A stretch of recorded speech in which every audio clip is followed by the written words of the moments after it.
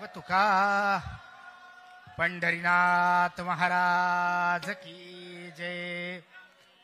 आजच्या या आनंदाच्या दिवशी भागवत धर्माचं गुरुपीठ असलेल्या या अलंकापुरीमध्ये माननीय मुख्यमंत्री, आलेले संपूर्ण केंद्रीय मंत्री आणि त्यासोबत महाराष्ट्राच्या कानाकोपऱ्यातनं आलेले सगळ्या संतवृंदांचं मी हार्दिक हार्दिक स्वागत करतो. आपल्या स्वागतासाठी म्हणून आमचा जो आनंद द्विगुणित होतोय तो आनंद गीताच्या माध्यमातून आपल्यापर्यंत पोहोचवण्यासाठी म्हणून संत स्वागत गीताला आरंभ करण्यासाठी गायकांना विनंती करतो.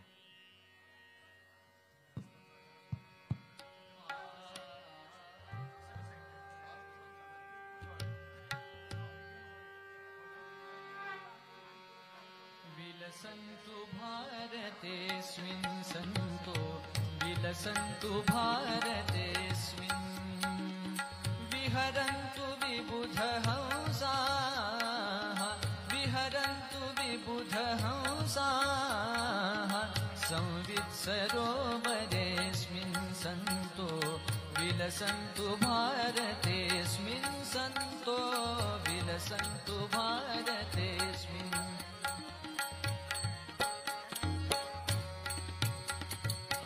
भुवने विषाद भवने तापत्रयातितप्ते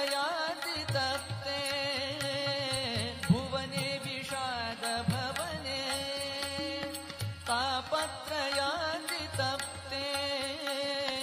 वर्षन्ति धर्ममेघाः कृपया परिप्लुताये भगवन्तमन्तरङ्गे भगवन्तमन्तरङ्गे या मन्त्रयन्तु तेऽस्मिन् सन्तो विलसन्तु भारतेऽस्मिन् सन्तो विलसन्तु भारते.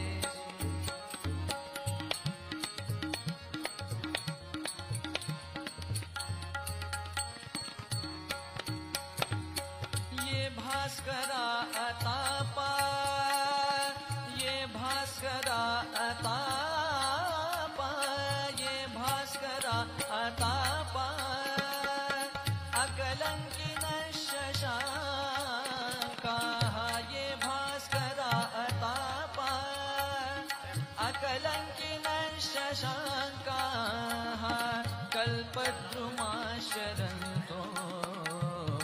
रससागरा ब्रुवन्तः हृदि सुप्रतिष्ठितानः हृदि सुप्रतिष्ठितानः सुहृदो भवन्तु तेऽस्मिन् सन्तो विलसन्तु भारतेऽस्मिन् सन्तो विलसन्तु भारतेऽस्मिन् विहरन्तु विबुधहंसाः विहरन्तु विबुधहंसाः संवित्सरोवरेऽस्मिन् सन्तो विलसन्तु भारतेऽस्मिन् सन्तो विलसन्तु भारतेऽस्मिन् भारतेऽस्मिन् भारतेऽस्मिन्. सगळ्या संतांच्या येण्याने आम्हा सगळ्यांना जो आनंद द्विगुणित झालेला आहे त्याचं संपूर्ण वर्णन या संपूर्ण गीतामध्ये होतं. यानंतर मी या संपूर्ण कार्यक्रमाचं प्रास्ताविक करण्यासाठी म्हणून चेतानंद महाराज उर्फ गावंडे महाराज यांना इथे विनंती.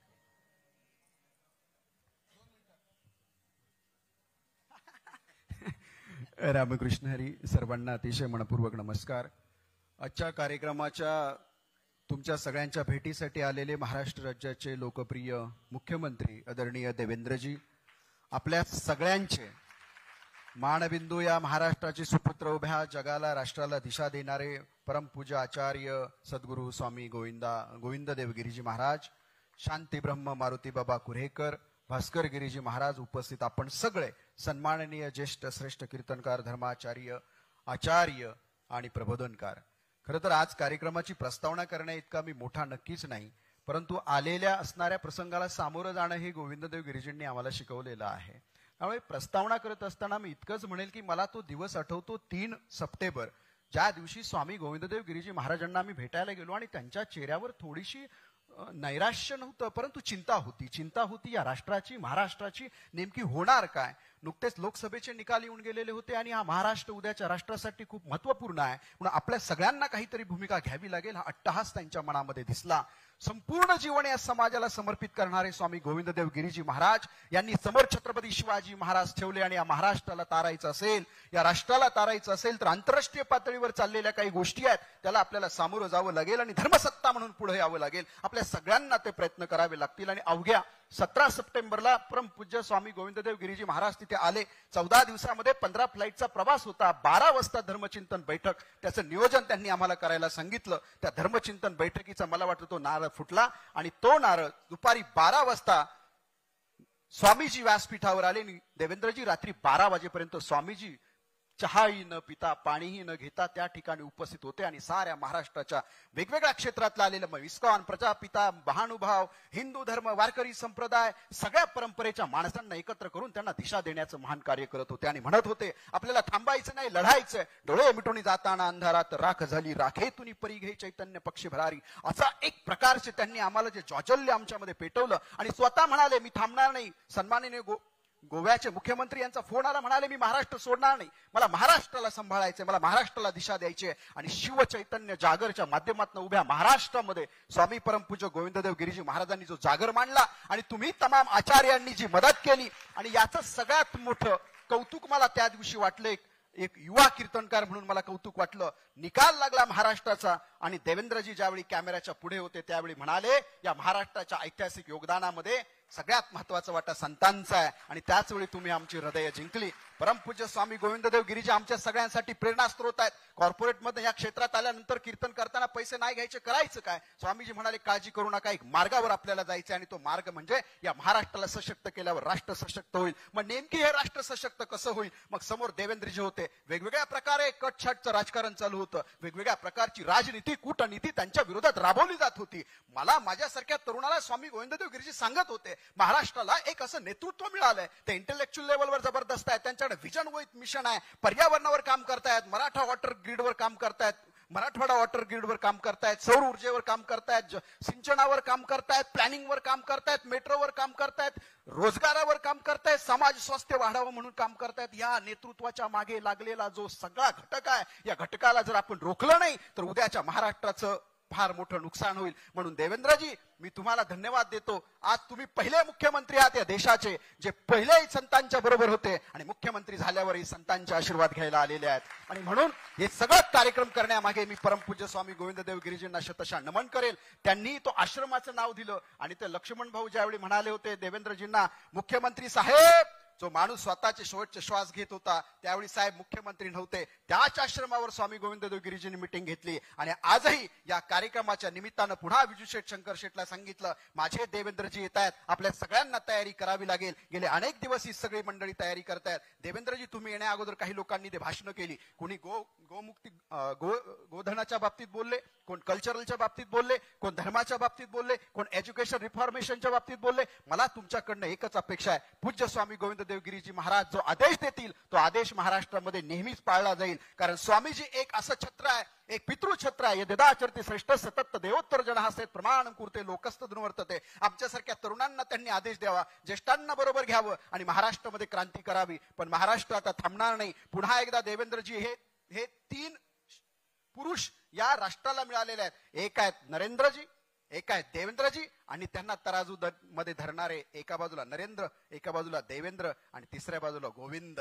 त्याच्यामुळे आपल्याला आता थांबायचं नाही. राष्ट्रामध्ये हे तीन नावं घेतली जातात. त्या 3 चेहऱ्यांपैकी आपल्या देवेंद्रजींचं नाव आहे. महाराष्ट्राचं तुम्ही नेतृत्व करताय. या व्यासपीठावरनं माझ्यासारख्या तरुणाला असंच वाटतं एक दिवस या राष्ट्राचं आणि या जगाचं नेतृत्व महाराष्ट्राच्या सुपुत्राने करायला काही हरकत नाही. त्यासाठी आम्ही सगळे तुमच्या बरोबर आहोत. आपण सगळ्यांनी एक क्वांटम कॉस्मॉलॉजी, एक एनर्जी निर्माण करायची. नंतर संतांचा सत्कार देवेंद्रजी करतील, स्वामीजी आणि तुमच्या सगळ्यांवर पुष्पवृष्टी होईल. पुढचा कार्यक्रम होईल, थोडक्यात कार्यक्रम होईल. मी सभापती साहेब, केंद्रीय मंत्री आणि राज्यमंत्री यांना मंत्री महोदय पंकजाताई, तुम्हाला क्षमा मागतो. ही धर्मसत्ता आहे, ही तुमच्या प्रेमात आहे, तुमच्या मागे देवेंद्रजींच्या मागे ठामपणे उभी आहे. एकदा आपण जयघोष करायचा आहे. माझी प्रस्तावना थांबेल. काही चुकलं असेल तर क्षमा व्यक्त करतो. सगळ्यांनी असे हात वर करायचे, एकदा हात वर करायचे. त्या पांडुरंगाचं स्मरण करायचंय. स्वामी गोविंददेव गिरिजींनी उजव्या बाजूला जे मांडलेलं आहे ती महाराष्ट्राची फिलॉसॉफी आहे. महाराष्ट्राचा प्राण ज्ञानोबा, महाराष्ट्राचा श्वास तुकोबा, महाराष्ट्राचं ध्येय विठोबा आणि महाराष्ट्राचं साध्य शिवबा. हे ज्ञानोबा, तुकोबा, विठोबा, शिवबा अंतकरणामध्ये आणून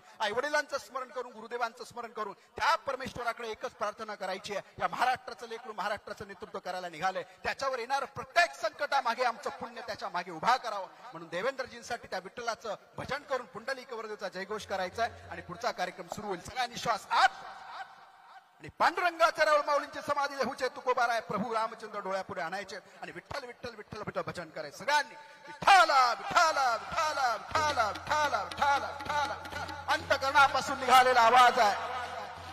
सगळ्यांनी देवेंद्रजींसाठी आपण सगळेजण एकत्र आले. महाराष्ट्रासाठी, राष्ट्रासाठी, जगासाठी सगळ्यांनी एकदा घोषणा द्यायची.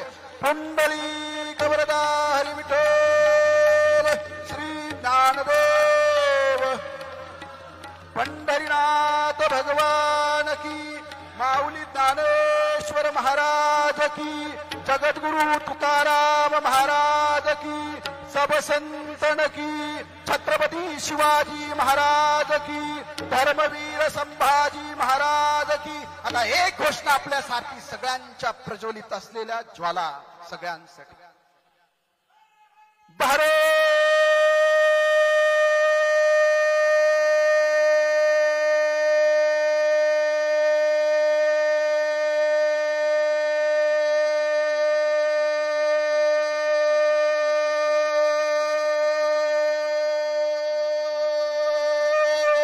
माता की हर हर.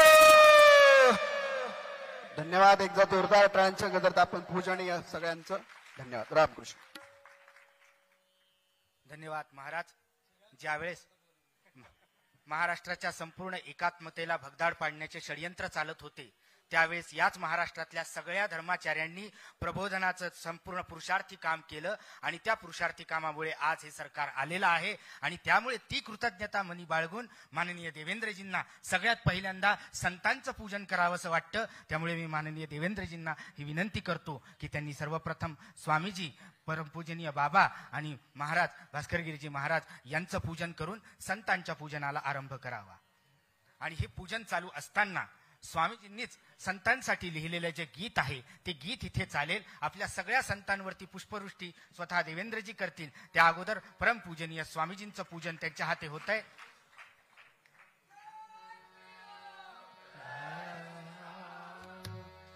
संत का सत्कार होना चाहिए, संत का सत्कार होना चाहिए, देव का व्यवहार होना चाहिए, देव का व्यवहार होना चाहिए, संत का सत्कार होना चाहिए, संत का सत्कार होना चाहिए.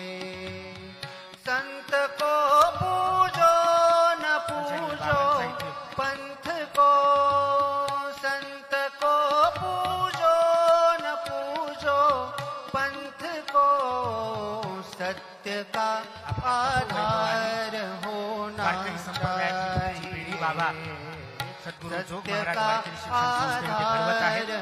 त्यांचं पूजन करणं म्हणजे संपूर्ण वारकरी संप्रदायाचं पूजन करणं असं आम्ही सगळे मानतो. व्यवहार होना चाहिए, देव का व्यवहार होना चाहिए, संत का सत्कार होना चाहिए, संत का सत्कार या महाराष्ट्रामध्ये अध्यात्माला राष्ट्रकार्याची जी जोड देण्यातलं जे सर्वप्रथम नाव महाराष्ट्रामध्ये होतं ते नाव म्हणजे भास्करगिरीजी महाराज यांचं आहे.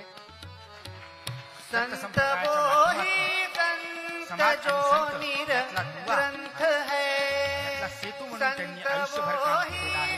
त्यांचं अलंका पूजन करताना आम्हा सगळ्यांना आणि मुख्यमंत्र्यांना अतीव आनंद होतो. शांत मन निर्वाह होना चाहिए. यानंतर सगळे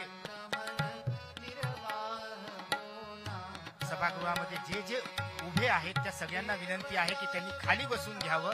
यानंतर फक्त स्वामीजी आणि माननीय मुख्यमंत्री हे दोघच जण या हॉलमध्ये खाली येतील. बाकी कोणीही त्यांच्यामध्ये येणार नाही. सगळ्यांना विनंती आहे, पोलिसांना विनंती आहे, त्यांनी सगळ्यांना खाली बसवून घ्यावं.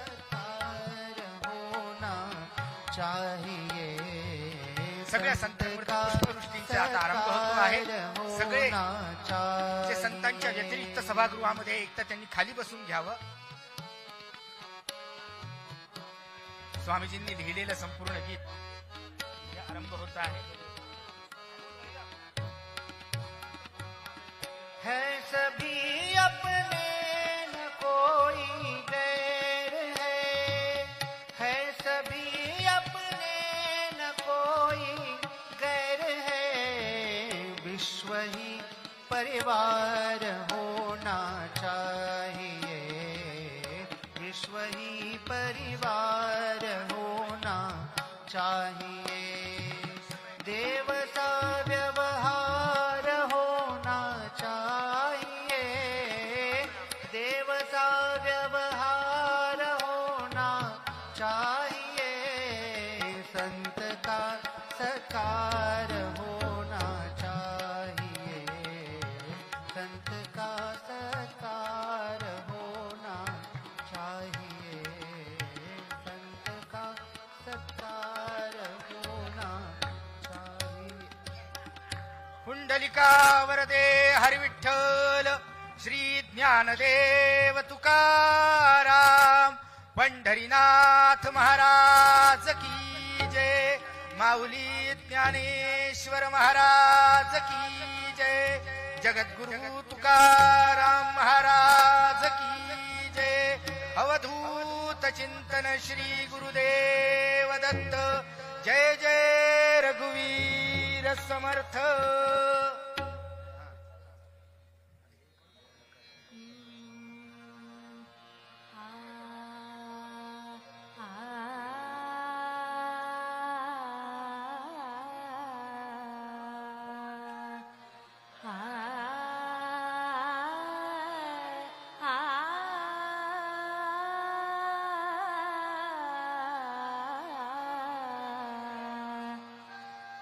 संत संगला भूमजला प्रभोदान द्यावे. प्रभोदान द्यावे. संत संगला भूमजला प्रभोदान द्यावे. प्रभोदान द्यावे. धर्मनिष्ठ जीवन भावे सद्गुणे सदावे. धर्मनिष्ठ जीवन भावे सद्गुणे सजावे. प्रभोदान द्यावे. संत संगला भूमजला प्रभोदान द्यावे. प्रभोदान द्यावे. पुंडलिक परी घडो माय बाप सेवा. पुंडलिक परी घडो माय बाप सेवा.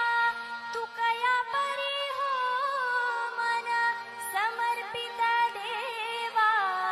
नामदेवा परी गुण गात मी हिंडावे. धर्मनिष्ठ जीवन भावे सद्गुणे सजावे. प्रभोदान द्यावे.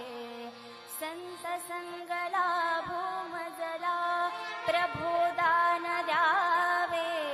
प्रभोदान द्यावे. नाथा सम होवो माझी प्रपंची भक्ती. नाथा सम होवो माझी प्रपंची भक्ती. समर्था समान वाढो सर्वविध शक्ती.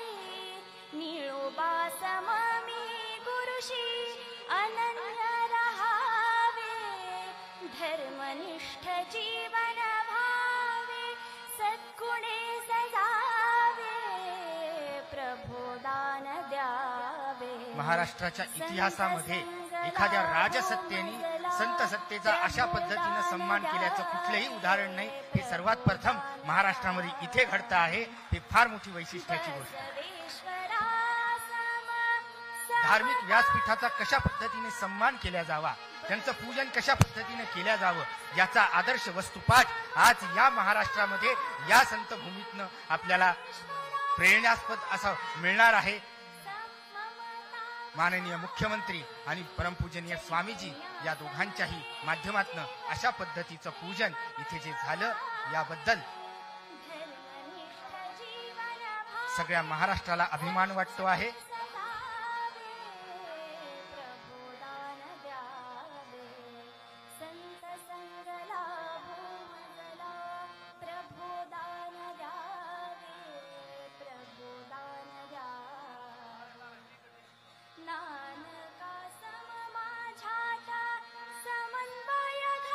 अंतःकरणात असलेली संतांप्रतीची कृतज्ञता, त्यामुळे देवेंद्रजींनी अगोदर सूचना केली होती की सगळ्यात पहिल्यांदा संतांचं पूजन होईल आणि त्यानंतर जे काही कार्यक्रम करायचा आहे तो कार्यक्रम करायचा आहे.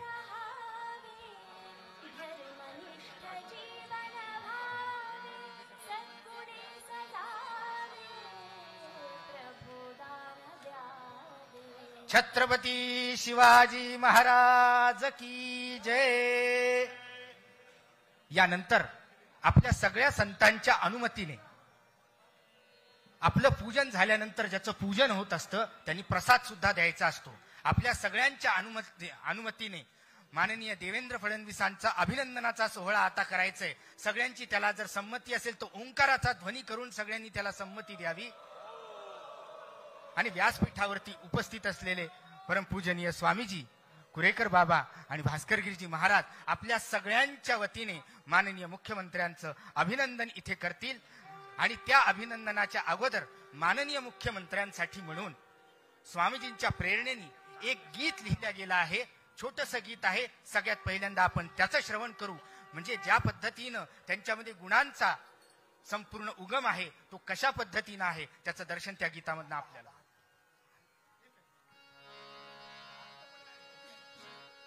सगळ्यांनी शांतपणे ते गीत ऐकावं. भूमीचा भाग्योदय हे वैभव वेदांचे, भरत भूमीचा भाग्योदय हे वैभव वेदांचे. स्वागत संत प्रिय दिग्विजयी श्री देवेंद्रांचे, दिग्विजयी श्री देवेंद्रांचे, विजयी श्री देवेंद्रांचे.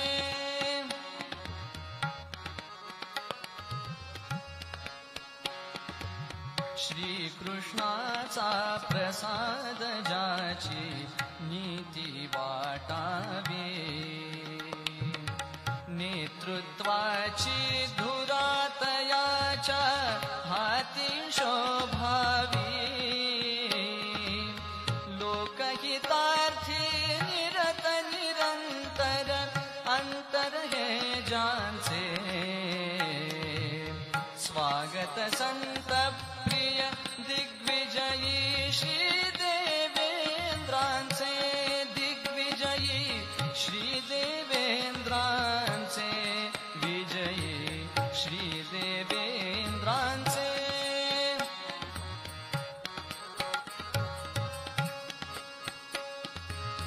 वेदघोष आसे तू हिमाचल पुनश्च जागावा. वेदघोष आसे तू हिमाचल पुनश्च जागावा. महाराष्ट्र हा वज्रहस्तया देशाचा भावा. हृदयी धरुनी, हृदयी धरुनी चरण शुभंकर, हृदयी धरुनी चरण शुभंकर. श्री शिवरायांचे स्वागत संत प्रिय श्री विजयी. स्वागत स्वागत संत प्रिय दिग्विजयी श्री देवेंद्रांचे, दिग्विजयी श्री देवेंद्रांचे, विजयी श्री देवेंद्रांचे. आदरणीय देवेंद्रजी, आतापर्यंत आपण एक ओळ ऐकत होतो, दिल्लीचे ही तख्त राखतो महाराष्ट्र माझा. या संपूर्ण गाण्यातनं आपण प्रेरणा घेऊन, छत्रपती शिवाजी महाराजांचा विचार घेऊन पुढच्या भविष्यामध्ये दिल्लीमध्ये आपण असं नसतं व्हा, अशी सगळ्यांच्या शुभेच्छाच्या वतीने स्वामीजींना मी विनंती करतो की आपण त्यांचं अभिनंदन करावं आणि त्यांना सगळ्यांनी आशीर्वाद द्यावे. आदरणीय बाबा, स्वामीजी आणि भास्करगिरीजी महाराज सगळ्या संतांच्या वतीनं हा आशीर्वाद द्यावा की आतापर्यंत महाराष्ट्र ज्या पद्धतीनं भारताचा खड्गहस्त झालेला आहे, आता तोच महाराष्ट्र दिल्लीमध्ये जाऊन संपूर्ण देशाचं नेतृत्व करेल आणि ते देवेंद्रजींच्या नेतृत्वाखाली करेल, अशा पद्धतीचं आशीर्वाद आपल्या सगळ्यांच्या संतांच्या वतीनं सगळ्यांनी इथे त्यांना द्यावा. आपण सगळ्या संतांनी बसल्या जागेवरनं देवेंद्रजींचं अभिनंदन करावं आणि वेदमूर्तींना माझी विनंती आहे की त्यांनी देवेंद्रजींचा अभिनंदनाचा सोहळा करत असताना आशीर्वादात्मक मंत्र म्हणावे.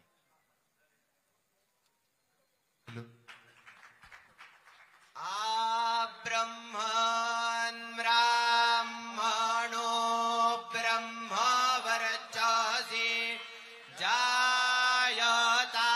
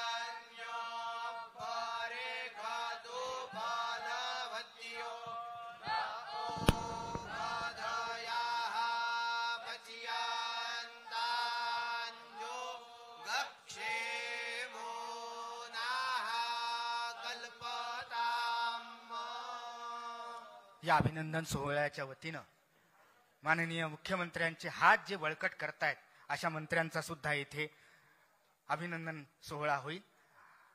विधान परिषदेचे अध्यक्ष आदरणीय राम शिंदे साहेब यांनाही मी मंचावरती आमंत्रित करतो आणि स्वामीजींना विनंती करतो की त्यांचंही आपण अभिनंदन करावं.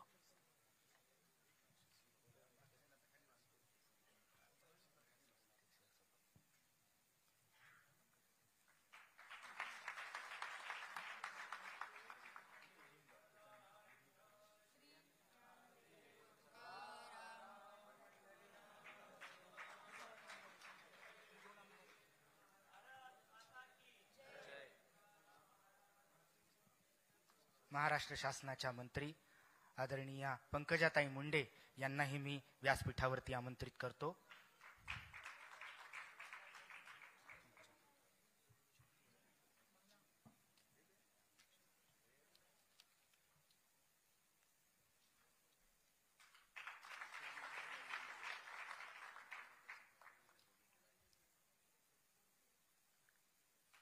यानंतर पिंपरी चिंचवड मतदारसंघाचे विक्रमी मतांनी निवडून आलेले आपल्या सगळ्यांचे लाडके आमदार शंकर शेठ जगताप यांनाही मी व्यासपीठावरती आमंत्रित करतो आणि भोसरी विधान सभेचे आमदार महेश दादा लांडगे या दोघांनाही मी व्यासपीठावरती आमंत्रित करतो. त्यांनी आपला सत्कार स्वीकारावा.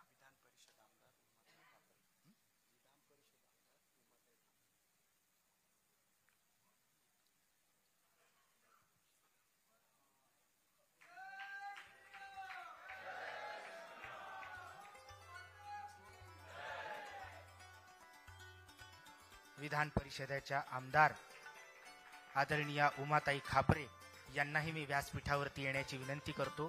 त्यांनी आपला सत्कार स्वीकार करावा.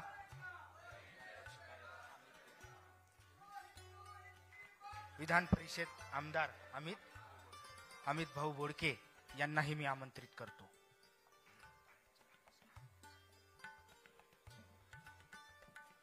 प्राचीन काळी परंपरा असे, राज्याभिषेक झाल्याच्या नंतर राजा संपूर्ण मंत्रिमंडळासहित त्या राज्यातल्या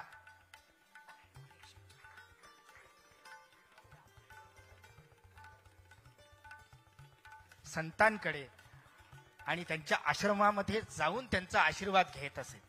आज देवेंद्रजींनी तो सुद्धा पायंडा पाडला की शपथविधी झाल्यानंतर आपल्या मंत्रिमंडळातल्या सहकाऱ्यांसकट इथे येऊन आपल्या सगळ्या संतांचा ते आशीर्वाद घेतायत.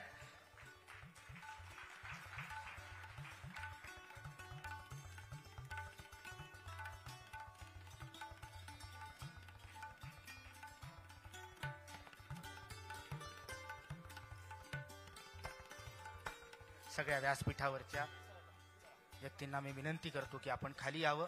सगळ्या सभागृहातल्या व्यक्तींना विनंती करतो की आहे त्या जागेवरती आपण बसून घ्यावं. यानंतर आदरणीय देवेंद्रजींना आशीर्वाद देण्यासाठी म्हणून मी भास्करजी महाराजांना विनंती करतो की त्यांनी आशीर्वादपर आपलं उद्बोधन द्यावं.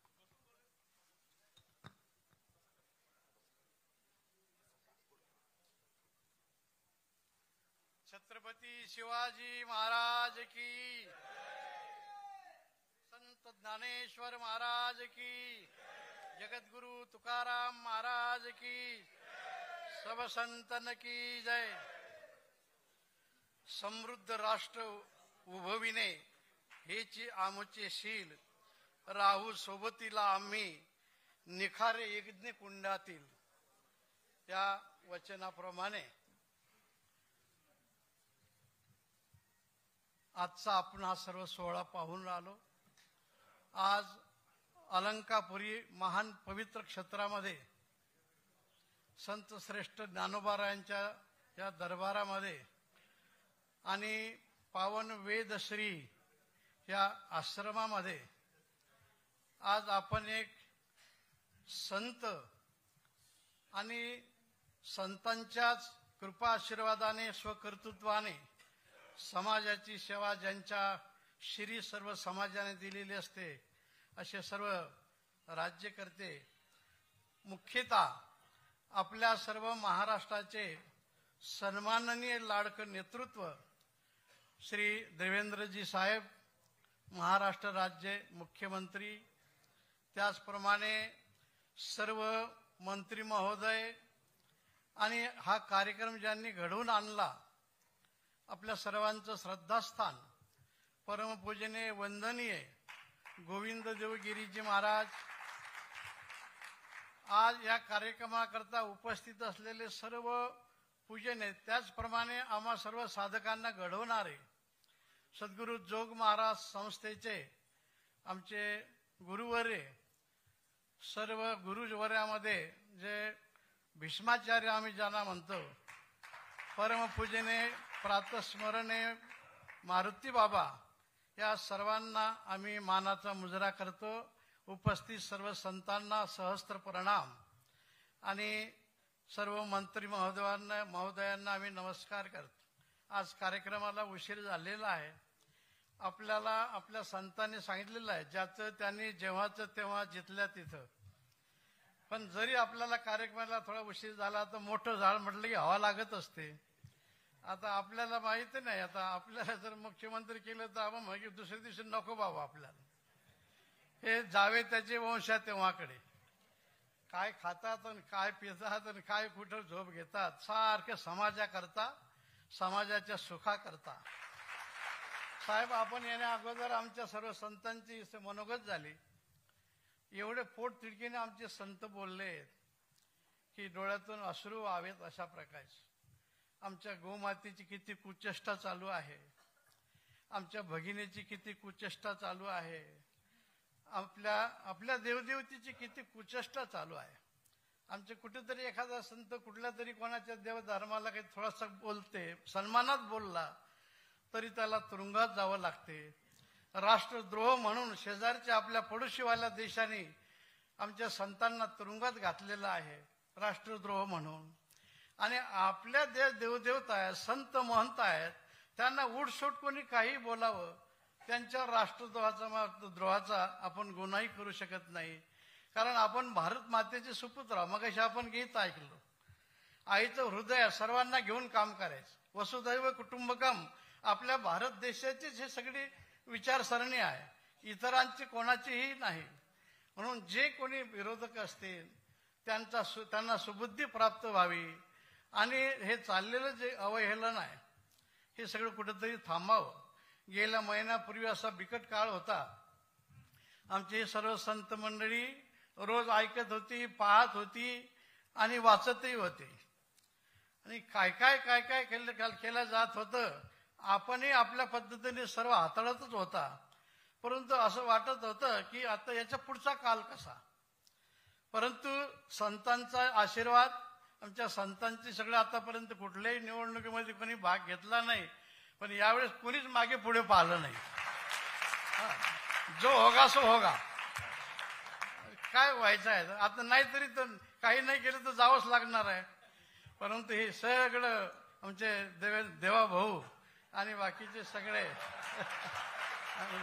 हे सगळं पाहत होते. म्हणून आता देवा भाऊलाच आपण आता इंद्रपदावर बसवलं. चांगल्या प्रकारचं काम आपण केलेलं आहे. म्हणून शिंदे साहेब असतील, अजितदादा असतील, त्यांचे सर्व सहकारी, सर्व मंत्री महोदय, या सर्वांना आम्ही एकच सांगू इच्छितो की खूप खूप त्रास आहे. आपण आपल्या घटनेच्या अधीन राहून पण धर्माला सुद्धा चांगल्या प्रकारचे दिवस कसे चांगले येतील, सगळ्यांचा आदर. आपल्या हिंदू धर्मामध्ये, हिंदू धर्म हा सिंधूपासून निर्माण झाला. सिंधू म्हणजे अपार पाणी, त्याच्यामध्ये सगळ्यांनी हे काम केलं आणि सर्वांचं चांगलं व्हावे, कल्याण सर्वांचे, दुःखी कोणी असू नये.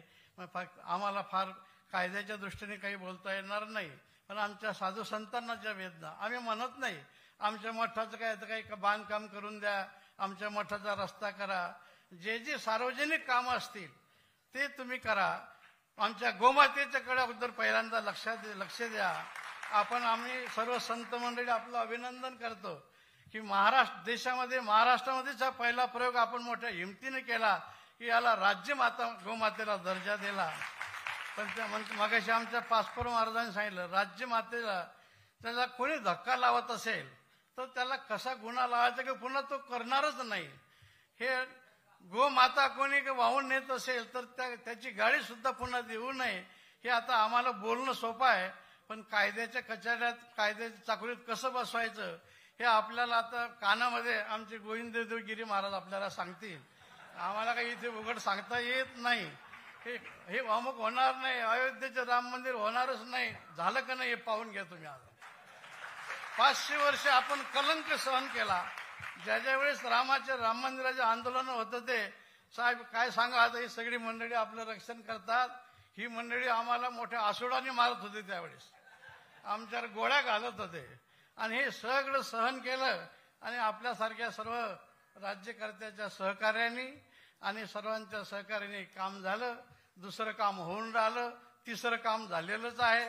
हे सगळं होत राहील आणि सगळं काम सगळं पाहण्याकरता आमचे देवाभाऊ आपल्याला घेऊन जातील. बस, आपल्याला वाहनाची गरज नाही, खाण्यापिण्याची गरज नाही. तेव्हा हे सगळं होईल. आम्ही धार्मिकच काम करावं असं म्हणत नाही, पण राष्ट्राचा स्वाभिमान आणि सर्व या धर्माचा, हिंदू धर्म म्हणजे हा सनातनी सर्व शब्द आहे. सनातन धर्म म्हणजे हिंदू धर्म हा काही कोणी निर्माण केलेला नाही. म्हणून आपण आपल्या प्रेमी सर्व नियमाला सांभाळून, सर्वांची मर्जी सांभाळून आणि आम्हाला कधी दुःख होणार नाही याची आपण काळजी घ्यावी, हीच आमची इच्छा आहे. सर्वेत्र सुखी न संतु, सर्वे संतु निरामया, सर्वे भद्राणी पश्यंतु, मा कश्चित दुःख मापनुया. धन्यवाद महाराज. आजचा हा जो सुदिन आपल्या सगळ्यांना बघायला मिळतोय, हा सगळा सुदिन आपल्यासारख्यांच्या तपश्चर्येमुळे आहे, याची आम्हाला विनम्रपणे जाणीव आहे. यानंतर मी पूजनीय बाबांना विनंती करतो की त्यांनी पण देवेंद्रजींना आणि आम्हा सगळ्यांना आशीर्वाद द्यावेत.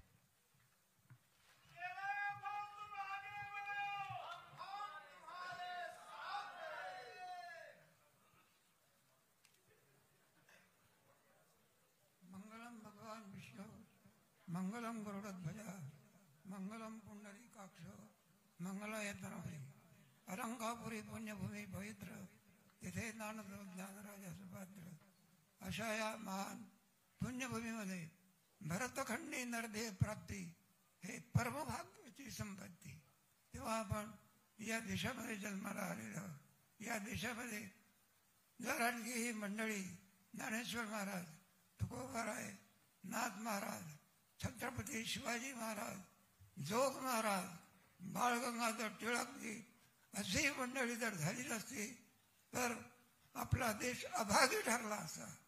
तेव्हा आपल्या देशाला जे काही आणखी ज्ञान दिलेलं आहे तो जर कोणता धर्म असेल, थोर महात्मे होऊन गेले, चरित्र त्यांचे पहा जरा, आपण त्यांच्या समान व्हावे हाच सापडे बोध करा. तेव्हा अशा या भारत देशामध्ये असलेल्या महाराष्ट्रात अशा राज्याचं नेतृत्व करणारे आज उपस्थित असलेले देवेंद्रनाथजी फडणवीस, तेव्हा त्यांचं काय वर्णन करून सांगावं. नावे सुद्धा देवेंद्र आहे, म्हणजे स्वर्गातले जे इंद्रच आहे. तेव्हा भारत देशाला सुद्धा स्वर्ग फळवण्याची शक्ती त्यांच्यामध्ये द्यावी आणि उत्तरोत्तर पुन्हा धर्म आणखी आपल्या भारत देशामध्ये जाणावा अशी ईश्वरचरणी प्रार्थना. ज्यांच्याकडे हे नेतृत्व आहे असे देवेंद्रनाथजी, त्याला अकल्प आयुष्य, उदंड आणखी आयुष्य, आरोग्य, देशसेवा करता परमेश्वराने द्यावे अशी पांडुरंगाच्या चरणी प्रार्थना. शुभम भवतु कल्याण.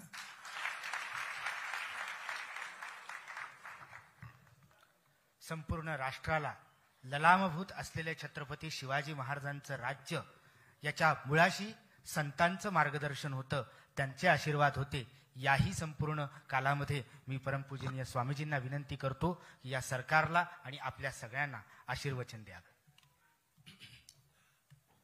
आपदामपहर्तारं दातारं सर्वसंपदां लोकाभिरामं श्रीरामं भूयो भूयो नमाम्यहम्. बोलण्याचं अंतःकरणामध्ये खूप दाटलेलं आहे, पण मी सगळ्या यंत्रणेला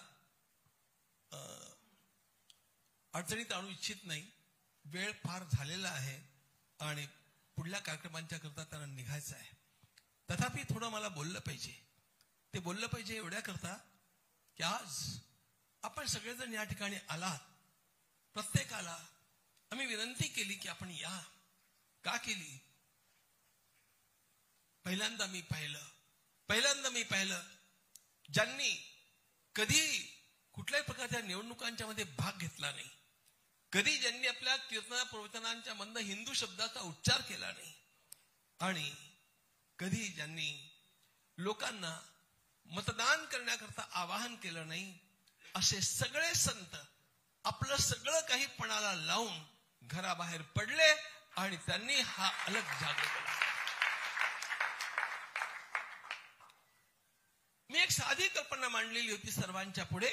ही निवडणूक नाहीच मुळात, हा आपल्या धर्मावरती हल्ला आहे, आणि त्यामुळे हा हल्ला परतवण्याकरता आपण काही करणार की नाही, याला जी साथ आपण सर्वांनी दिली, मला सगळ्यांचे चेहरे बघूनही आणि जे या ठिकाणी आज उपस्थित नाहीत पण ज्यांनी खूप कामं केली आहेत त्यांना आठवूनही माझं मन भरून येत आहे की आपण सगळं पणाला लावून जे काही केलं त्याचं फळ आपल्याला ज्ञानेश्वर माऊलींनी प्रदान केलं. हे सगळं आपण केलं. आज या ठिकाणी मी आपल्या सर्वांच्या या धर्मनिष्ठेला, या राष्ट्रनिष्ठेला साष्टांग अभिवादन करण्याकरता बोलतोय. हीच निष्ठा आपण दागवण्याची आवश्यकता आहे. शिवरायाचा 8वा प्रताप, शिवरायाचा 8वा साक्षेप आम्हाला जे हे बाळकडू मिळालं ते फार महत्वाचं आहे. या सगळ्या माझ्या स्वतःच्याही प्रवासात 150 पेक्षा अधिक संत कामं जी करत होते, जो प्रवास करत होते, आणि अगदी अक्षरशः तुम्हाला सांगतो कुठल्याही प्रकारच्या व्यवस्था कोणीही त्यांच्या केल्या नाहीत, तरी पण संत स्वतःच्या खर्चानं सगळ्या प्रकारच्या हालअपेष्टा सोसून धावत होते. कित्येकांचे फोन मला येत होते, काय जमेल ते आम्ही करण्याचा प्रयत्न केला, पण ते फार तोकडं अशा प्रकारचं होतं. पण आपण सर्वांनी हे जे केलं ही खरी सेवा आहे. आणि अशा प्रकारच्या सेवेची वृत्ती या महाराष्ट्रातल्या संतांच्या मध्ये आहे. म्हणून हे राष्ट्र आजही ताठ दिमाखानं उभं आहे आणि ते कायम उभं ठेवण्याची आपल्या सर्वांच्यावरती जबाबदारी आहे.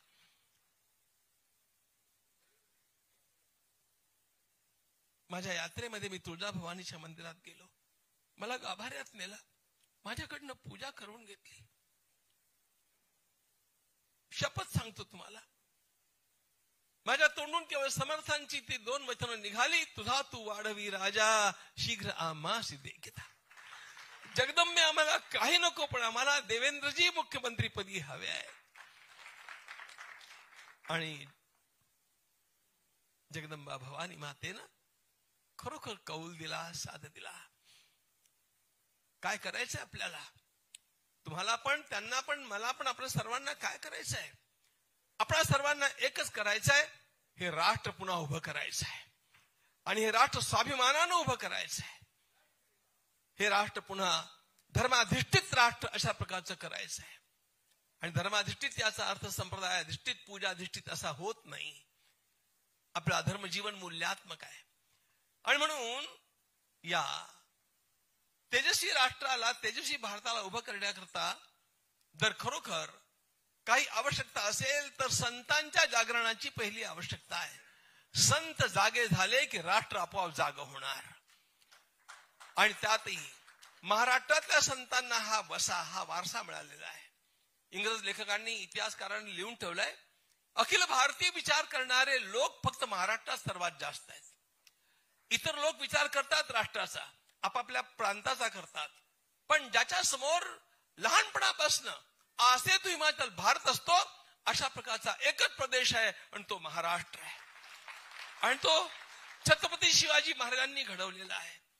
या संपूर्ण माझ्या यात्रेला मी नाव दिलं होतं शिवचैतन्य जागरण यात्रा. आणि एवढ्या पुरती नव्हती.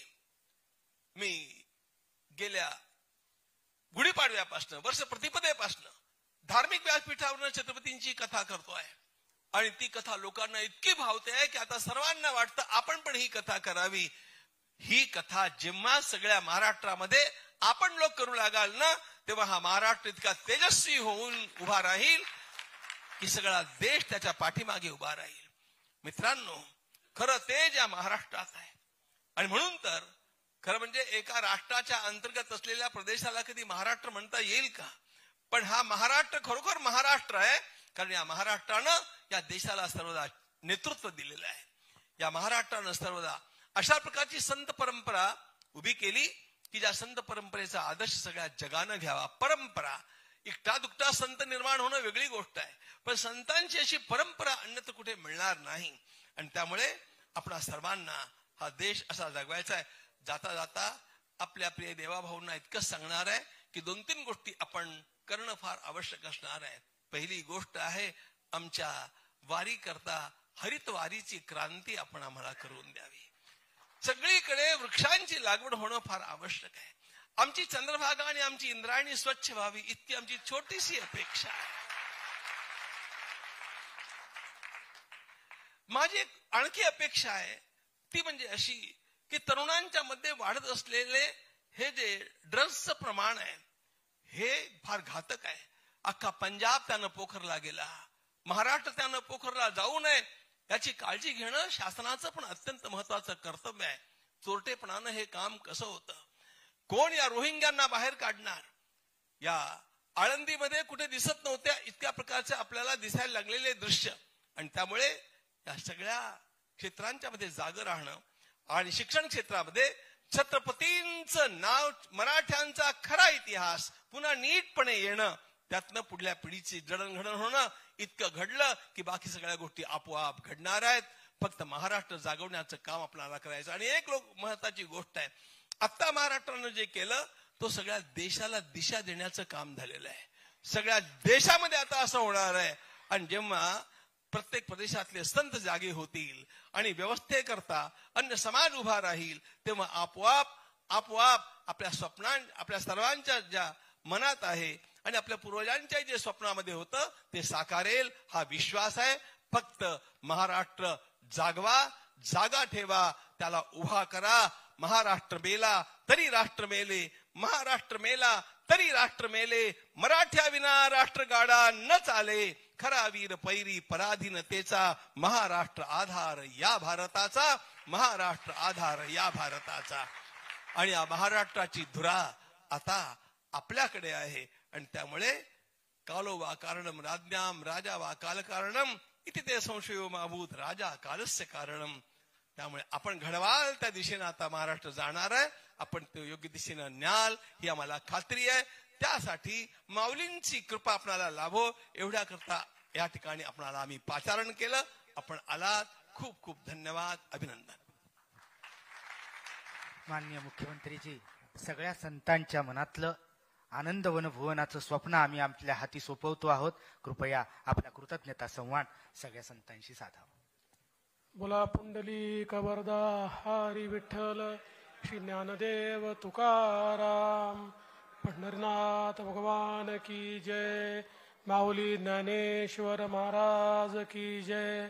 जगद्गुरु तुकाराम महाराज की जय. बोल सियापति रामचंद्र की, पवन सुत हनुमान की जय. उमापति महादेव की जय. बोलो जी भाई सब संतन की जय. सनातन धर्म की, गो माता की, भारत माता की, छत्रपति शिवाजी महाराज की. महादेव. हिंदवी स्वराज्याचे सरसंस्थापक छत्रपती शिवरायांना मानाचा मुजरा करतो. भारतीय राज्यघटनेचे शिल्पकार भारतरत्न डॉक्टर बाबासाहेब आंबेडकर यांना मानवंदना अर्पित करतो. आजच्या या संत कृतज्ञता संवाद सोहळ्यामध्ये मंचावर उपस्थित असलेले, ज्यांचा आताच मी आशीर्वाद प्राप्त केला, परमपूजनीय स्वामी गोविंद देवगिरी महाराज, त्याचप्रमाणे आपल्या सर्वांचे अतिशय वंदनीय असलेले हरिभक्तपरायण पूज्य शांतीब्रह्म मारुती महाराज कुरेकर, परमपूजनीय हरिभक्तपरायण आदरणीय भास्करगिरी महाराज, या ठिकाणी माझ्यासोबत उपस्थित असलेले सन्मान्य राम शिंदेजी, पंकजाताई मुंडे, महेशदादा लांडगे, शंकरभाऊ जगताप, उमाताई खापरे, अमितजी गोरखे, या ठिकाणी उपस्थित सर्व संत मंडळी, धर्माचार्य, सर्व उपस्थित कीर्तनकार, सर्व उपस्थित नागरिकगण, भगिनी आणि बंधूंनो, आज माझ्याकरता देखील अतिशय भाग्याचा दिवस आहे की आपल्या सर्व संतांसोबत काही काळ मला या ठिकाणी घालवता आला. माझी मनापासून इच्छा होती की एक कृतज्ञता सोहळा आपण त्या ठिकाणी केला पाहिजे, कारण महाराष्ट्राच्या निवडणुकीनंतर शपथविधी समारोह झाला त्यावेळी अनेक संत मंडळींना आम्ही निरोप देऊ शकलो नाही, काहींची योग्य व्यवस्था देखील आम्ही करू शकलो नाही. सरकारी कार्यक्रमात ज्या गडबडी होतात त्या झाल्या. त्याच्यामुळे मला मनामध्ये एक खंत होती की आपण योग्य प्रकारे संतांचा आशीर्वाद घेऊ शकलो नाही. आणि म्हणूनच मी परमपूजनीय आमचे गोविंददेव गिरीजी महाराज यांना विनंती केली आणि त्यांनी सांगितलं की अशा प्रकारचा सोहळा हा निश्चितपणे आपण आयोजित करू, जिथे सर्व संतांच्या सोबत कृतज्ञता संवाद आपल्याला घडवता येईल आणि आज तो दिवस आला. त्यामुळे सर्वात पहिल्यांदा आपल्या सर्वांचे मी अतिशय अंतःकरणपूर्वक आभार मानतो, आपल्या सर्वांचे धन्यवाद मानतो. महाराष्ट्रामध्ये हे सरकार स्थापन होत असताना या महाराष्ट्रात जे जागरण आपण सर्वांनी केलं ते अभूतपूर्व अशा प्रकारचं जागरण आहे. आणि आज खऱ्या अर्थानं समाजामध्ये जे परिवर्तन आपल्याला पाहायला मिळत आहे ते आपल्या सगळ्यांच्या प्रयत्नातून, आपल्या पौरुषातून, आपल्या मुखातून, आपल्या वाणीतून आणि आपण केलेल्या प्रयत्नातून झालेलं आहे.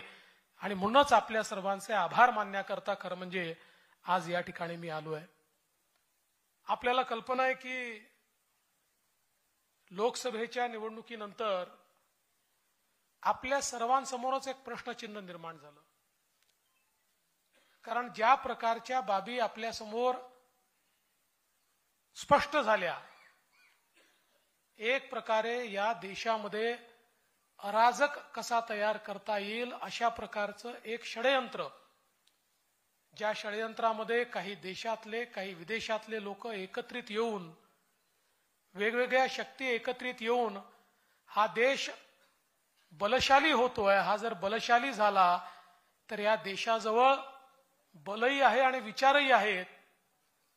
या दोन्हीच्या आधारावर हा देश खूप मोठा होईल. आणि म्हणून या सगळ्या प्रगतीनं जे लोक चिंतातूर होते त्यांनी ज्या प्रकारे या देशामध्ये अराजकाची मांडणी सुरू केली, देशाला विविध भिंतींमध्ये कसं खंडित करता येईल, आमचं पौरुष कसं समाप्त करता येईल, आणि त्याचसोबत या ठिकाणी वोट जिहाद सारखे विषय मांडून एक प्रकारे आमच्या विचारांवर कसं आक्रमण करता येईल अशा प्रकारचा प्रयत्न हा आपल्या सगळ्यांच्या नजरेस आला.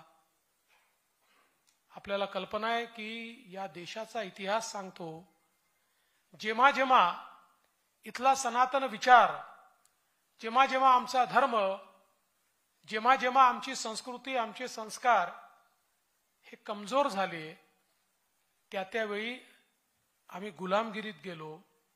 आणि ज्या वेळी आमच्या संतांनी धर्म जागरण केलं, आमच्या संतांनी समाज जागरण केलं, ज्या वेळी या भिंती तोडून टाकल्या आणि एकसंघ समाज उभा केला, त्यावेळी दिग्विजयी भारत हा आम्हाला पाहायला मिळाला.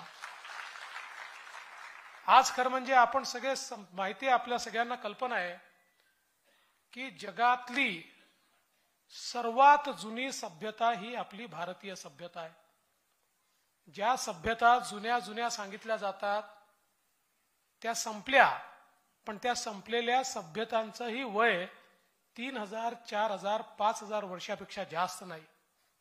परंतु आमच्या या सनातन धर्माचं, आमच्या या हिंदू सभ्यतेचं, आमच्या या भारतीय विचाराचं वय हे कोणीच सांगू शकत नाही.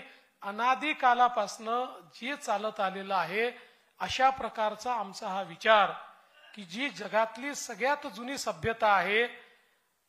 मला असं वाटतं की आज आपण पाहतोय ज्या सिंधू संस्कृतीचा या ठिकाणी उल्लेख झाला, त्या सिंधू संस्कृतीचे जे अवशेष आज सापडत आहेत, जे पूर्णपणे विकसित अवशेष आहे, म्हणजे ज्या काळामध्ये जगातल्या युरोप, अमेरिकेसहित कुठल्याही देशामध्ये सभ्यता नव्हती, त्याच्याही 5000 वर्षापूर्वी सिंधू सभ्यतेचे जे अवशेष सापडत आहेत ते पूर्णपणे विकसित अवस्थेमध्ये सापडत आहेत. म्हणजे किती जुनी अशा प्रकारची आमची सभ्यता आहे, आमची संस्कृती आहे. अशा प्रकारची सभ्यता, अशा प्रकारची आमची संस्कृती ही जीवित राहिली. याचं एकमेव कारण आहे की या देशामध्ये नेहमीच ज्या वेळी राजसत्तेवर प्रश्नचिन्ह निर्माण झालं, ज्या वेळी राजसत्तेने आपली भूमिका योग्य प्रकारे निभावली नाही, ज्या वेळी राजसत्तेने स्वार्थाकरता त्या ठिकाणी वेगवेगळ्या प्रकारे तडजोडी केल्या, त्यावेळी या देशात धर्मसत्ता उभी राहिली. आणि त्या धर्मसत्तेनं निरपेक्ष भावनेने लोकांमध्ये जागरण केलं आणि त्या जागरणातनं पुन्हा नवीन राजसत्ता उभी केली. आपल्या देशाच्या इतिहासामध्ये धर्मसत्तेने राज्य केलं असं आपल्याला कुठेही दिसत नाही. पण जेव्हा जेव्हा राजसत्ता पथभ्रष्ट झाली त्यावेळी पथभ्रष्ट झालेल्या राजसत्तेला हटवून त्या ठिकाणी धर्माचं आचरण करणारी राजसत्ता बसवण्याचं काम मात्र आमच्या धर्माचार्यांनी नेहमीच केलं. आणि म्हणूनच या देशाला कधीही कोणी संपवू शकलं नाही. इथला विचार कोणी संपवू शकला नाही, इथली संस्कृती कोणी संपवू शकलं नाही.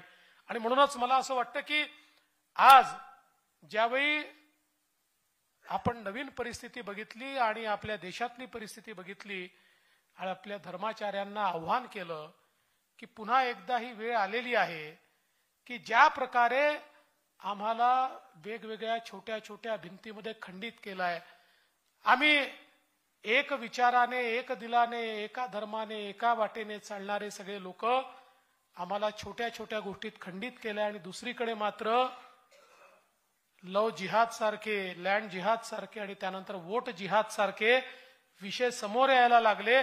आणि अक्षरशः असं सांगण्यात आलं की वोट जिहादच्या भरोशावर आम्ही लोकसभा जिंकलो, आता विधानसभा देखील आम्ही जिंकू. त्यावेळी मात्र आपल्या इथे मला असं वाटतं की ही आवश्यकता सर्वांनाच वाटायला लागली की आता जर आपण जागे झालो नाही तर पुढचा प्रहार हा केवळ राजसत्तेवर नाही आहे, पुढचा प्रहार हा धर्मसत्तेवर आहे, पुढचा प्रहार आमच्या संस्कृतीवर आहे, आमच्या विचारांवर आहे, आमच्या आचरणावर आहे.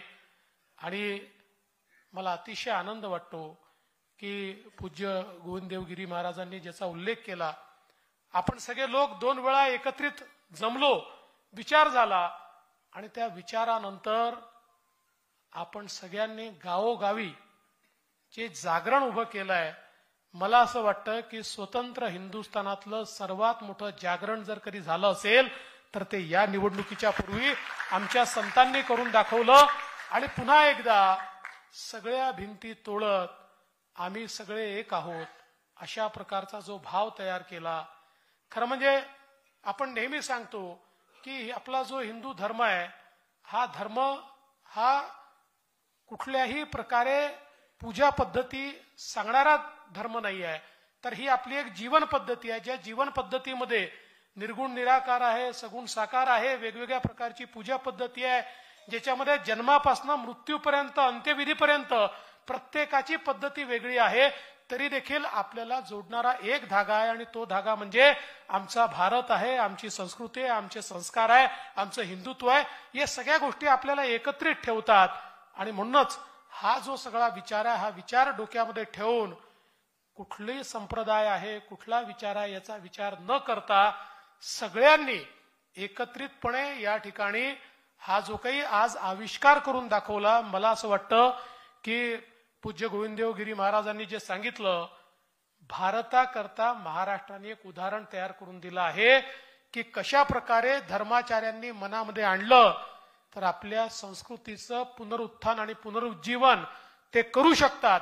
हे आपण या माध्यमातून निश्चितपणे या ठिकाणी बघितलेलं आहे. आणि म्हणूनच मला निश्चितपणे या ठिकाणी एक प्रकारे आभारही मानायचे होते, कृतज्ञताही मानायची होती.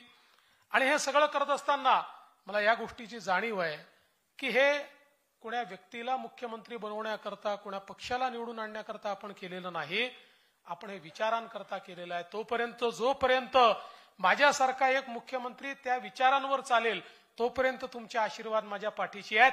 ज्या क्षणी त्या विचारावरनं मी बाजूला जाईल त्या क्षणी तुमचे आशीर्वाद देखील मला असणार नाहीत, याची मला पूर्ण जाणीव आहे. आणि म्हणूनच मला तर असं वाटतं की या विजयामुळे आमची जबाबदारी निश्चितपणे वाढलेली आहे. आज हा जो काही आपला शाश्वत विचार आहे, या विचारांवर होणारी आक्रमणं, ज्या प्रकारे आदरणीय भास्करगिरी महाराजांनी वेगवेगळी उदाहरणं दिली, ही गोष्ट खरी आहे की हा जो काही अराजकाचा प्रयोग चाललेला, त्या प्रयोगामध्ये सगळ्यात पहिलं काम काय आहे तर समाजाला अश्रद्ध करा. जो समाज श्रद्धेपासून दूर जातो त्या समाजाला विखंडित करणं फार सोपं असतं. आणि म्हणून समाजातल्या श्रद्धा संपवण्याचं काम हे या ठिकाणी मोठ्या प्रमाणात सुरू झालेलं आहे. पण मला विश्वास आहे की जोपर्यंत आपण सगळे लोक या ठिकाणी आहात, तोपर्यंत आमचा समाज हा सश्रद्ध समाज असेल, हा अश्रद्ध समाज कधीच होऊ शकणार नाही. आणि मला असं वाटतं की ही श्रद्धा आहे की ज्या श्रद्धेने आपल्या सगळ्या भिंती तोडून आपण सगळा समाज एक आहोत, आपण देश एक आहोत, इथपासनं तर आपण वसुधैव कुटुंबकम पर्यंतचा विचार म्हणजे संपूर्ण ब्रह्मांड एक आहे, अशा प्रकारचा विचार आपण या ठिकाणी मांडलेला आहे. आणि म्हणून मला असं वाटतं की येत्या काळामध्ये आपल्या ज्या अपेक्षा आहेत निश्चितपणे त्या अपेक्षा पूर्ण करण्याचा प्रयत्न हा आमच्या माध्यमातून होईल. आणि खरं म्हणजे आपल्या अपेक्षा अतिशय छोट्या अपेक्षा आहेत. गोमातेची सेवा ही केवळ धर्मकार्य नाही आहे, ते राष्ट्रकार्य आहे. आमच्या पूर्वजांनी आम्हाला गोमातेची सेवा करायला याकरता शिकवलं आणि गोमातेमध्ये आई आम्हाला दाखवली, गोमातेमध्ये आमची शक्ती आम्हाला दाखवली, आमची देवी आम्हाला दाखवली. कारण आज आपण पाहतो आहोत की ज्या प्रकारे आमच्या शेतीमध्ये आम्हाला पर्यावरणाच्या बदलामुळे अडचणी तयार झालेल्या आहेत, ज्या प्रकारे आमच्या शेतकऱ्यांवर आत्महत्येची पाळी येते आहे, याचं एकमेव कारण आहे की आम्ही गोमातेला विसरलो. हळूहळू गोधन आमचं कमी झालं. ते गोधन कमी झाल्यामुळे आमच्या जमिनीला ती गोमाता जे जे देत होती ते देणं बंद झालं आणि मग आम्ही विष आणून आमच्या भूमीला ते विष द्यायला लागलो. आणि त्या विषातनं आज आमची अवस्था अशी झाली की जी आई आम्हाला देत होती ती आई देखील आता आम्हाला नकार देते आहे, कारण तिची देण्याची शक्ती देखील आम्ही संपवली. आणि म्हणूनच गोमातेची सेवा म्हणजे आपल्या भूमीची सेवा आहे, आपल्या भारताची सेवा आहे, आपल्या शेतकऱ्याची सेवा आहे. आणि मला असं वाटतं की आपल्या धर्मामध्ये आपल्या विचारांमध्ये हेच महत्वाचं आहे. पर्यावरणाला जे आपण महत्व दिलंय, आम्ही नदीला आई मानलेला आहे, नदीला आम्ही माता मानलेला आहे, नदीला आम्ही देवी मानलेला आहे, नदीशी आम्ही संवाद करतो. याचं कारण जिथे पाणी आहे तिथेच जीवन आहे. आणि आपण जी अपेक्षा व्यक्त केली की आमची इंद्रायणी आज ज्या प्रकारे फेसाळलेली आम्हाला पाहायला मिळते, ती इंद्रायणी आम्हाला वाहती पाहायला मिळावी, स्वच्छ पाहायला मिळावी. मला असं वाटतं निश्चितपणे ज्या प्रकारे गंगा स्वच्छ होते आहे त्याचप्रमाणे आमची इंद्रायणी असेल, आमची गोदावरी असेल, आमच्या सगळ्या नद्या, या आमची चंद्रभागा असेल, कारण चंद्रभागेशिवाय तर आमचं होतच नाही, त्यामुळे आमची चंद्रभागा असेल, त्या चंद्रभागेच्या तीरी पुन्हा एकदा जेव्हा वैष्णवांचा मेळा त्या ठिकाणी उभा होईल आणि स्वच्छ वाहणारी चंद्रभागा आपल्याला त्या ठिकाणी पाहायला मिळेल. मला असं वाटतं हे अत्यंत महत्वाचं आहे. आणि म्हणून निश्चितपणे मी आपल्या सर्वांना आश्वस्त करतो, हे लहान काम नाही, हे वर्षभराचं काम नाही, याला वेळ लागणार आहे. पण मी आपल्याला निश्चितपणे सांगतो की या कामाची सुरुवात आम्ही मागच्या काळातच केली होती, काही कारणांनी ते थोडं थांबलं होतं. आता त्याला वेग देऊन आणि निश्चितपणे हे काम चांगल्या प्रकारे आपण करूया. आणि जुन्या काळामध्ये म्हणजे ज्ञानोबा तुकोबांच्या काळामध्ये ज्या प्रकारची नदी आपल्याला पाहायला मिळाली ते स्वरूप आम्हाला कसं पाहायला मिळेल असा प्रयत्न हा आपण निश्चितपणे करू. त्याकरता जी काही मेहनत लागेल ती आपण सगळे लोक मिळून करू. मला असं वाटतं की आपल्या संस्कृतीच्या बद्दल, आपल्या विचारांच्या बद्दल ज्या ज्या काही आपल्या अपेक्षा आहेत त्या अपेक्षा पूर्ण करण्याकरता निश्चितपणे आम्ही प्रयत्न करू. आणि कुठे आम्ही चुकलो तर तुमचा अधिकार आहे, तुम्ही कान धरू शकता, तुम्ही सांगू शकता. कारण या व्यासपीठावर आल्यानंतर जसे आमचे सहकारी खाली बसलेले आहेत, माझा सत्कार होता म्हणून मी वर बसलेलो आहे, खरं म्हणजे या व्यासपीठाचे मानकरी तुम्ही आहात. आम्ही खाली बसलो पाहिजे, तुम्ही वर बसले पाहिजेत. हे तुमचं व्यासपीठ आहे, कारण हे शक्तीपीठ आहे, ज्ञानपीठ आहे, हे धर्मपीठ आहे. आणि म्हणून मी आपल्याला एवढंच निश्चितपणे सांगतो की कुठे चुकलो तर निश्चितपणे मार्ग दाखवा, समजावून सांगा. कधीही सत्ता आमच्या डोक्यात जाणार नाही. आम्हाला कधी असं वाटणार नाही की संत कोण होतात आम्हाला सांगणारे. आम्हाला माहिती आहे संतच आम्हाला सांगू शकतात, याची खात्री आम्हाला आहे. त्यामुळे जिथे चुकलो तिथे निश्चितपणे आमचे कान धरा, आम्हाला समजावून सांगा, आमच्या चुका आम्ही सुधरवू आणि सन्मार्गाने चालण्याचा प्रयत्न हा निश्चितपणे आम्ही करू, हा विश्वास मी आपल्याला देतो. अशाच प्रकारचा आपला आशीर्वाद, आपलं प्रेम हे आमच्या पाठीशी असावं, अशा प्रकारची आपल्याला विनंती करतो. पुन्हा एकदा आपल्या सर्वांच्या प्रती म्हणजे संतांच्या प्रती आपण काय कृतज्ञता व्यक्त करणार, पण तरी देखील एक कृतज्ञता म्हणजे आपण असं म्हणतो ना, संत सदैव श्रीमंत, त्यांच्या वाणीत अमृत, त्यांच्या हृदयात भगवंत, म्हणजे ज्यांच्या जो भगवंत आहे त्यांच्याकरता आपण काय कृतज्ञता व्यक्त करणार. तरी देखील आपल्या सर्वांच्या प्रती मी कृतज्ञता याकरता व्यक्त करतो की महाराष्ट्राला वाचवत असताना हा जो आपला महाराष्ट्राचा एक यज्ञ आपण केला, त्या यज्ञामध्ये आपण टाकलेली समिधा ही सगळ्यात महत्वाची ठरली आणि म्हणून आपल्या सर्वांचे आभार मानतो आणि माझं बोलणं संपवतो. धन्यवाद. रामकृष्ण हरी. धन्यवाद माननीय मुख्यमंत्रीजी. आमच्या सगळ्या संतांना स्वतःसाठी काही नकोय, त्यांना फक्त एकच हवंय, या इंद्रायणी स्वच्छ हवी, सगळी तीर्थक्षेत्र ही स्वच्छ हवीत. त्याचबरोबर अभ्यासक्रमामध्ये संत साहित्याचा समावेश हवा आणि यानंतर माननीय मुख्यमंत्री इथनं प्रस्थान करतील, पण माननीय मुख्यमंत्री खाली येणार आहेत. आपल्या सगळ्यांसोबत त्यांचं फोटो सेशन होणार आहे, तर त्यामुळे कोणीही इथून उठू नये. माननीय मुख्यमंत्री वरती जाऊन पुन्हा खाली येतील. आपण सगळ्यांनी पसायदान होईपर्यंत इथेच बसून नंतर कार्यकर्त्यांनी ज्या सूचना दिल्यात त्या सूचने पद्धतीनं सगळ्यांनी पसायदान झाल्याशिवाय कोणीही इथनं उठणार नाहीये. आजच्या कार्यक्रमाचं आभार प्रदर्शन करण्यासाठी म्हणून मी राजगोपालजी मणियार यांना बोलवतो. माऊली ज्ञानेश्वर महाराजांची अलंकापुरी